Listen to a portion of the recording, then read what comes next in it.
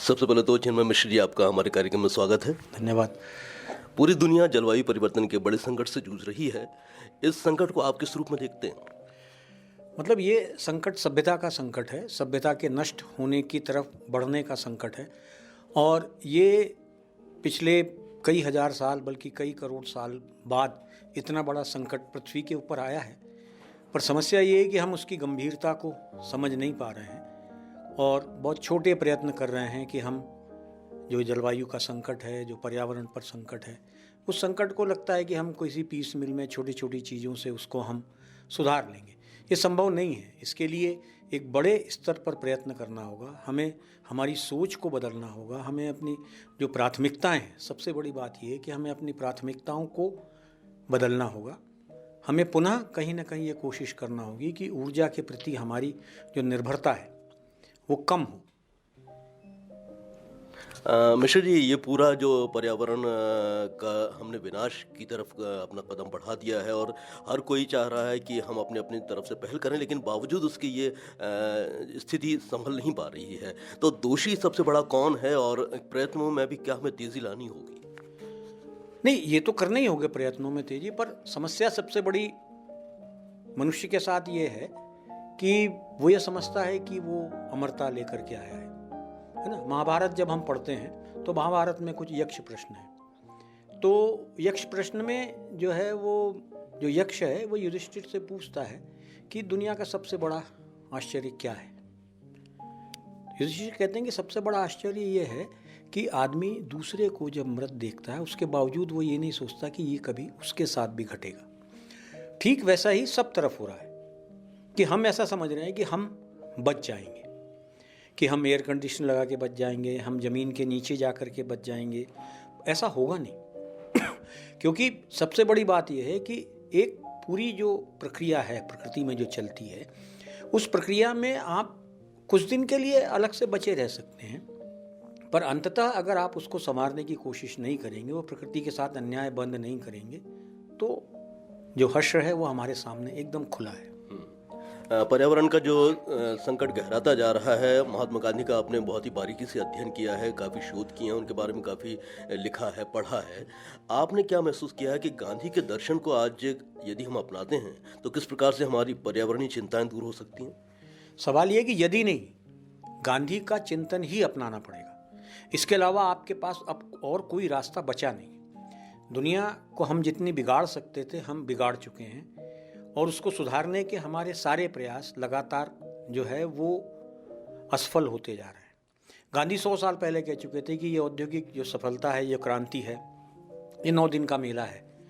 और उससे पहले ही एक ब्रह्म वाक्य जैसा मैंने कहा कि वो है कि प्रकृति में सबके लिए सब कुछ है पर किसी के लालच के लिए नहीं है। तो मनुष्य अगर अपनी लालच की प्रवृत्ति को नहीं छोड़ेगा, अत्यधिक धनोपार्जन का जो पूरा मामला है, और वो ये मानेगा कि वो प्रकृति पर कब्जे की जो उसकी पुरानी प्रवृत्ति है, ये कोई आज की नहीं है, ये हजारों सालों की है, पर ये आज जाकर के ये सिद्ध हो रहा है कि वो ऐसा नहीं कर सकता, तो उसको उस प्रवृत्ति को छोड़ना पड़ेगा। और प्रकृति के साथ एकाकार होने का जो गांधी का सपना है, जो वो रहे भी हैं, वो सेवाग्राम हो, वो साबरमती हो, उनका उठना बैठना रहना, न्यूनतम पर जीवन जीना, सादा खाना खाना, सादा पहनना ओढ़ना, सबको साथ लेना, तो इन सब के साथ में आपको रहना पड़ेगा। जीवन से आपकी जो हिंसा है उसे आपको समाप्त करना पड़ेगा और बिना हिंसा की समाप्ति के, अहिंसा की स्थापना के कुछ हो पाना असंभव है।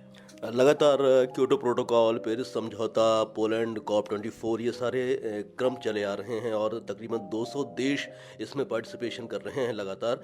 क्या आपको लगता है कि ये जो संधियां हो रही हैं, ये जो समझौते हो रहे हैं, इनके क्या परिणाम आने की संभावना लग रही है आपको, और भारत कितनी महत्वपूर्ण भूमिका अदा कर रहा है उसमें? मुद्दा सिर्फ इतना है कि कोशिश सब तरफ हो रही है पर कोई मन से कोशिश नहीं है। सवाल इस बात का है कि अमेरिका ये कहता है कि मैं पूरी दुनिया की चौकीदारी नहीं करूँगा, पर वो पूरी दुनिया की साहूकारी तो करना चाहता है ना। जो मुद्दा है वो ये है कि आप चौकीदारी तो नहीं करना चाहते पर आप साहूकारी करना चाहते हो, और आप क्योटो प्रोटोकॉल हो, पेरिस हो, पोलैंड हो, जितने भी हैं उन सब में आप अपनी भागीदारी को ख़त्म करना चाहते हो। दुनिया में सबसे ज़्यादा कार्बन अगर हम देखें तो अमेरिका कर रहा है, अगर उसकी पॉपुलेशन के लिहाज से देखें कार्बन का उत्सर्जन, पर उसको वो रोकना नहीं चाह रहा। तो ये जो सारे फैक्ट्स हैं, इसको लेकर के दुनिया को ये मानना पड़ेगा और एक दूसरे की जो सत्ता का प्रभुत्व है उसको नकारना पड़ेगा। जो गांधी कहते थे, वो अपने ऊपर किसी की सत्ता नहीं मानते थे, वो कहते थे एक ही सत्ता है। उस एक सत्ता को, उसको आप अगर आस्तिक हैं तो ईश्वर मान लीजिए, ईश्वर नहीं मानते हैं तो प्रकृति मान लीजिए। सत्ता प्रकृति की है, उस प्रकृति की सर्वोच्चता को अगर आप स्वीकार करेंगे तो ही बचेंगे। एक पूरी सिविलाइजेशन में या पूरे इस सृष्टि के बनने में 100, 200, 500 साल बहुत मायने नहीं रखते।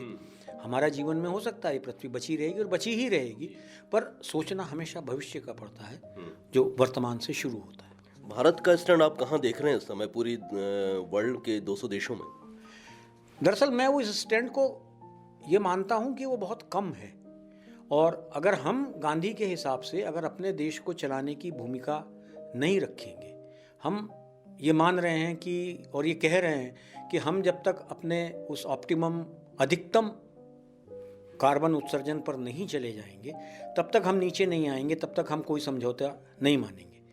मुद्दा ये है कि अगर आप अधिकतम पर जाने की कोशिश करेंगे तो इसका मतलब ये है कि आप आने वाले समय में तो बहुत सारी चीज़ें ख़त्म करेंगे। तो आपको अपने तय तो कहीं ना कहीं त्याग करना पड़ेगा, सेक्रीफाइस करना पड़ेगा, और उसमें जो हम बात करते हैं कि उसमें जो ये संकुचित राष्ट्रवाद है, इसकी भावना से आपको ऊपर उठना पड़ेगा।